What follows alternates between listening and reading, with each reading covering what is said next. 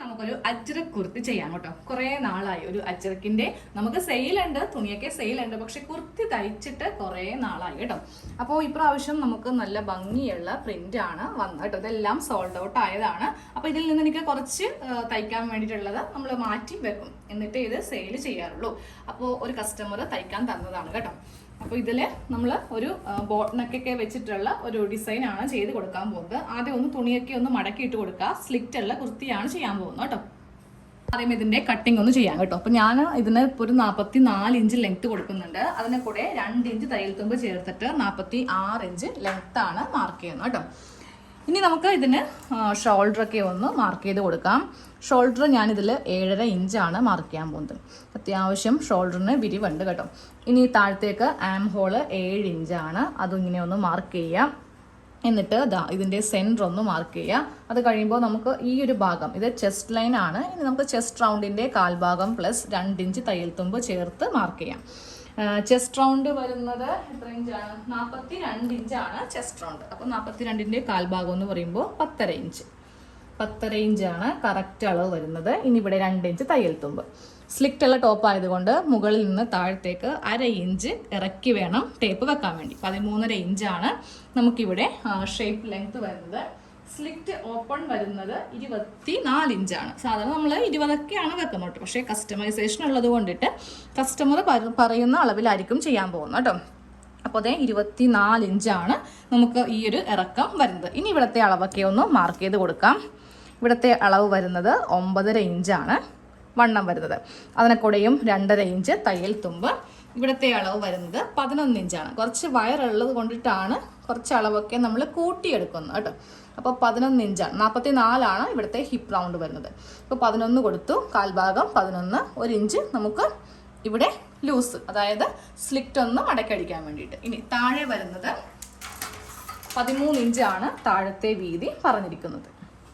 അപ്പോൾ അതിനെക്കൂടെയും 1 ഇഞ്ച് തയ്യൽ തുമ്പ് ചേർത്തിട്ട് 14 ഇഞ്ചിൽ മാർക്ക് ചെയ്തു. എന്നിട്ട് നമുക്ക് ഇവിടെ ഇങ്ങനെ വെച്ചിട്ട് ഇതൊന്ന് വരച്ചു കൊടുക്കാം. ഇതിപ്പോൾ ചെറുതായതുകൊണ്ട് സ്കെയിൽ മതി. ചിലതിൽ നല്ല ലെങ്തി ആയിരിക്കും. അങ്ങനെയാണെങ്കിൽ നമുക്ക് സ്കെയിൽ പറ്റത്തില്ല, ഈ ഒരു ടേപ്പ് തന്നെ വേണം. അതെ, ഇതിങ്ങനെ സ്കെയിൽ വെച്ചിട്ട് ഒറ്റൊരു ലൈൻ ഇങ്ങനെ ഒന്ന് വരച്ചു കൊടുക്കുക. ഇനി അടുത്തത് നമുക്ക് ഇതിൻ്റെ ബോഡി ഫിറ്റാണ്. ആദ്യം നമുക്ക് ഷേപ്പ്, അത് കഴിഞ്ഞിട്ട് ചെസ്റ്റ്. ഇതുപോലെയാണ് നമുക്ക് വന്നിരിക്കുന്നത് കേട്ടോ. പിന്നെ നമുക്കിവിടെ സ്ലിറ്റിൻ്റെ ഓപ്പൺ ഭാഗത്ത് ഇങ്ങനെ ഒന്ന് വരച്ചു കൊടുക്കുക. ഇവിടെ ഒരു കട്ടിങ് ചെയ്ത് കൊടുക്കേണ്ടതുണ്ട്. അതുപോലെ തന്നെ ഷേപ്പിൻ്റെ അവിടെയും, കാര്യം ഷേപ്പ് കഴിഞ്ഞ് നമ്മൾ താഴത്തേക്ക് വരുമ്പോൾ വീതി കുറക്കണം. ഇവിടെയൊക്കെ നമ്മൾ 2 ഇഞ്ച് 2 ഇഞ്ച് കൊടുത്തിട്ടുണ്ടല്ലോ, പക്ഷേ ഇവിടെ വരുമ്പോൾ നമ്മളത് 1 ഇഞ്ചിലേക്ക് ഇങ്ങനെ ഒന്ന് ആക്കണം. അപ്പോൾ ഇവിടെ വരെ നമുക്ക് 2 വരെ തയ്ച്ചിട്ട് താഴത്തേക്ക് കുറക്കണം കേട്ടോ. അതിനാണ് ചെറിയ നോട്ട്സ് നമ്മൾ എല്ലാ ഭാഗത്തും കൊടുക്കാൻ പോകുന്നത്. ആം ഹോളൊന്ന് കുഴിച്ചിങ്ങനെ ഒന്ന് വരച്ചു കൊടുത്തേ. ഇനി നമുക്കിതൊന്ന് കട്ട് ചെയ്ത് കൊടുക്കാം.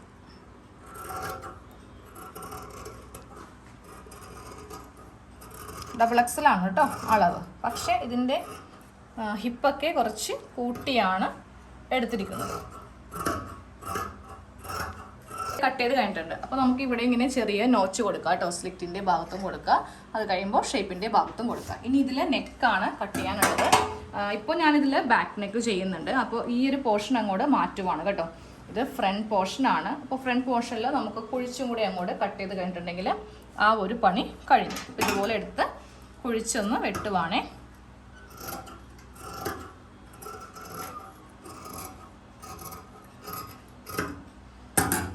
ഫ്രണ്ട് നെക്ക് ക്യാൻവാസ് വെച്ചിട്ടാണ് ചെയ്യുന്നത് കേട്ടോ. ഇഞ്ച് വിട്ട് കൊടുക്കുന്നുണ്ട്, കാരണം ബോട്ട് നെക്കാണ് ചെയ്യാൻ പോകുന്നത്. അപ്പോൾ സാധാരണ നെക്കാണെങ്കിൽ 3 കൊടുക്കുക, ബോട്ട് നെക്കാണെങ്കിൽ 3.5 ഇഞ്ച് കൊടുക്കാം. ലെങ്ത്തും ഞാൻ 3.5 ഇഞ്ച് കൊടുക്കുന്നുണ്ട്. ഫ്രണ്ടിൽ 4 കൊടുക്കുന്നത് കേട്ടോ. അപ്പോൾ നമ്മൾ കുറച്ചിങ്ങനെ വിട്ട് കൊടുത്തില്ല എന്നുണ്ടെങ്കിൽ നമ്മളുടെ നെക്ക്, അതായത് കഴുത്ത് കയറത്തില്ല. ഈ ഒരു കുഞ്ഞി ഹോളിൽ കൂടെ കയറത്തില്ല. അതുകൊണ്ടാണ് കുറച്ച് വിട്ട് കൊടുത്തത് കേട്ടോ. ഷോളൊക്കെ ഇടാത്തവർക്കൊക്കെ നമ്മൾ സാധാരണയായിട്ട് ബോട്ട് നെക്കാണ് ചെയ്ത് കൊടുക്കുന്നത്.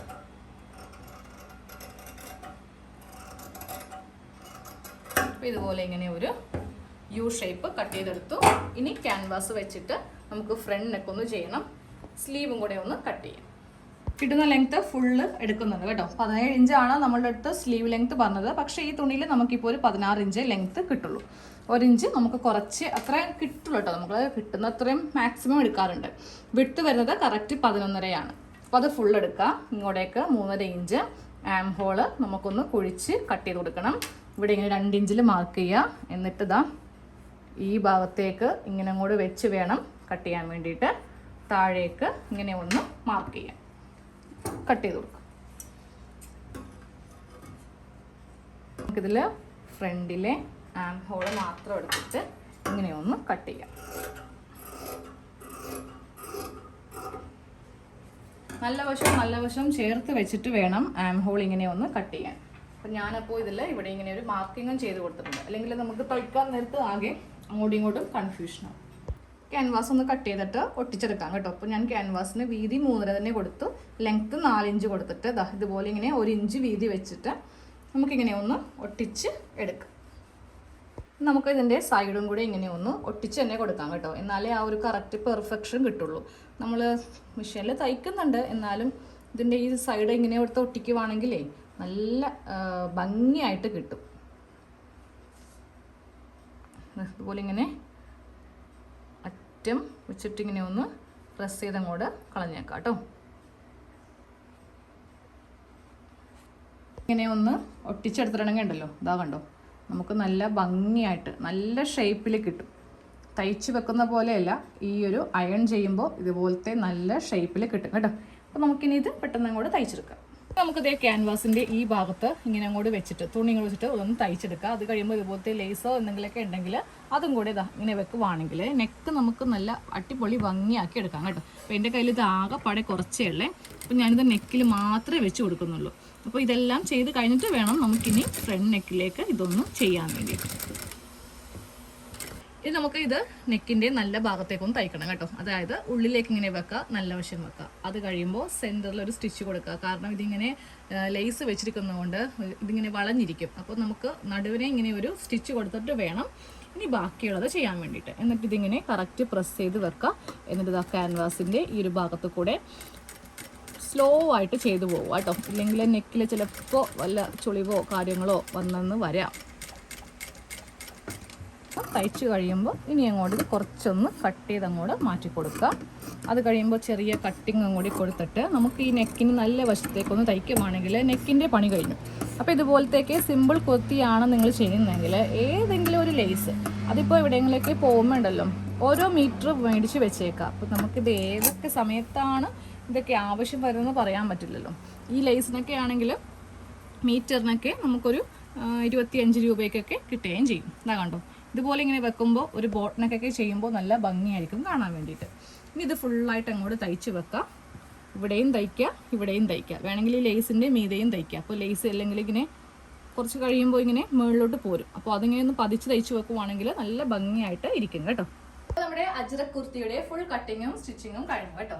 അപ്പോൾ ഇതുപോലത്തെ കുർത്തികളാണ് ഇപ്പോൾ മിക്ക കടകളിലും സെയിലിന് വെച്ചിരിക്കുന്നത്. ചിലപ്പോൾ ഇതിൻ്റെ അകത്ത് ലൈനിങ്ങും കൂടെ ഉണ്ടാവും. അപ്പോൾ അങ്ങനെയൊക്കെ ആണെങ്കിൽ നമുക്ക് ഒന്നെങ്കിൽ സ്വന്തമായിട്ട് ഇതുപോലത്തെ തുണിയൊക്കെ മേടിച്ചിട്ട് ഹോൾസെയിലിൽ മേടിച്ചിട്ട് തയ്ച്ചു കൊടുക്കുവാണെങ്കിൽ നല്ല കാശ് നമുക്ക് കിട്ടും കേട്ടോ.